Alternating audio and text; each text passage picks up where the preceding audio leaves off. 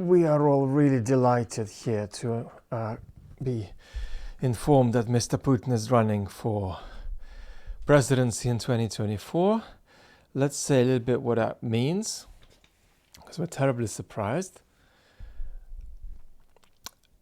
So, Putin was asked by a soldier to run, and he said, and I've just watched the video, he was highly embarrassed about the whole thing and shy. It's interesting how tyrants can be shy. How many people do you need to kill to stop being shy? And the answer is there's no limit. You can still be shy. At different points in time, I've had very different thoughts about this. Yeah, you really have. But now, you're quite right. Now is a time when real decisions need to be taken. I will be on the ballot for the position of the post of president of the Russian Federation. So the shy tyrant is running, and we need to say something really important about this. This is obviously not a real election. There isn't a choice of president there for the Russian citizens, nor is there even a choice of outcome. They're going to paint whatever outcome they choose in terms of numbers. But it's important to not see this as a trivial procedure. I think there's a lot of people going around saying, well, Putin doesn't really have to do it. He's doing it because it kind of keeps up appearances, especially for the external world. I think that's a misunderstanding of the nature of the regime. The point of the election isn't to choose Putin, but to validate him. And to validate him as the only institution in the country with perceived legitimacy. And therefore, what Putin needs from this election isn't to win it, because it's a bit of theater, as I say. It is, of course, a display of appearances that have significance in reality. But that significance is high, it's not peripheral. So what Putin needs is an image, a perception of acclamation, that is acclaimed, validated as the monarch, the chosen monarch by the population, and acclimatization. So a perception of acclamation and the reality of acclimatization.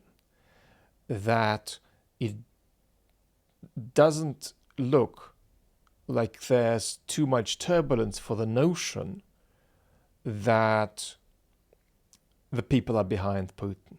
And of course, they're not behind Putin. The number of Russians who positively and substantively support Putin is in the low double digits. But what you're looking for is a perception of the masses being with him that is compelling for, in particular, the depoliticized blob in the middle. And what Putin gets out of that is the capacity to tell the Russian opposition, with which he's not having too many problems at the moment because they still are learning how to do politics, not even how to do good politics versus bad, they're just learning how to do politics.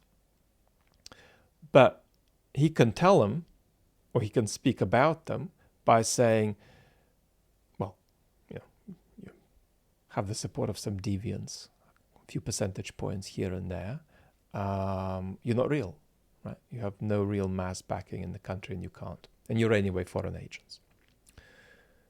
He can tell the depoliticized blob in the middle, the masses are with me. You're not going to go around checking every neighbor in your building. So just assume the masses are with me. He can tell the people in his regime, in this boat with me, it's not that easy for you to escape anyway, but if you try anything, I've got the people behind me, you don't. You've got a problem with me, you've got a problem with them. And he can say the same to the folks who want him to be more rapid and more radical in his escalation, in his devastation of Ukraine and in his escalation against the West.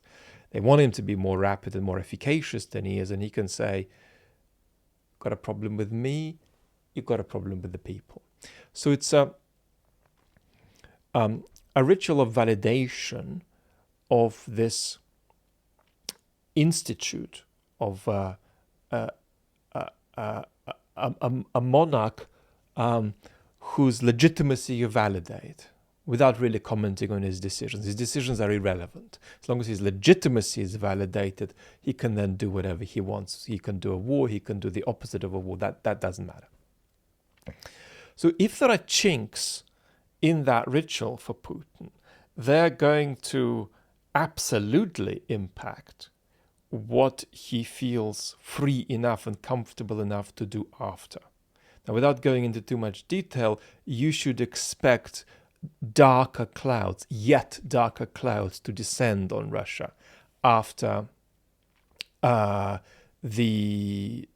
2024 March election. And that shouldn't make you think, oh, goody, maybe the population will rise up. No, the population is more passive, more fearful, more compliant than it's ever been, and it will get yet more passive and yet more fearful and yet more compliant after 2024, the 2024 election. And if that goes smoothly enough for Putin, he will feel freer to take more rapid totalitarian turns.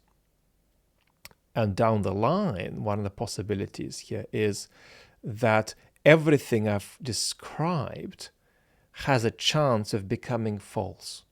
That's to say that the model of legitimacy, which says that Putin has to be perceived as having the masses behind him, can change. Right? That would require Russia to become a much more totalitarian regime. And his legitimacy could then be thought of in other ways, potentially, as no longer being dependent on regular demonstration of a kind of a validation from some kind of supermajority in the population. That element can go in the future, but it hasn't gone yet, which is to say that it would be existential for the regime to cancel the election. So it's not something peripheral, it's not something superficial. To cancel the election for Putin and to declare himself Tsar Vladimir would mean to reformat the very nature of the regime. Right? That's not something you in any way can do by choice. You're forced into things like that by circumstances. And we might see that down the line, just like as we saw a measure of reformatting of the regime from Feb 23 to Feb 24, when an information autocracy was no longer enough to keep the show on the road. And the regime needed some reformatting. Well, it'll experience reformatting in the future. We don't know when. But until it does, Putin is stuck with this business of needing to demonstrate, even though it's false, that a supermajority of a certain kind validates not his decisions but his throne, or just him as a walking, talking political institution. Is there anything to be hopeful about in terms of political mobilization against Putin that achieves anything as opposed to just causes perhaps turbulence? No. The Russian opposition do not have levers in their hands that they have built that they can pull yet. They need to work on how to do this. And any possibility for collective organization is asphyxiated. But nevertheless, I mean, there are respects in which this can go more or less smoothly for Putin. It won't affect whether he is in power, it won't affect the results, but it'll affect the degree to which he is free, as it were, to unleash the dark clouds without destabilization, further dark clouds without further destabilization. And for us and for Ukraine, this means we're in for the long haul here, and we may experience a modicum of exhaustion about our involvement with this crisis, but the reality of Putin's plans, the reality of the reformatting of the regime onto a war footing, of society, of economy onto a war footing, that won't change, and eventually, as I say, that might lead to a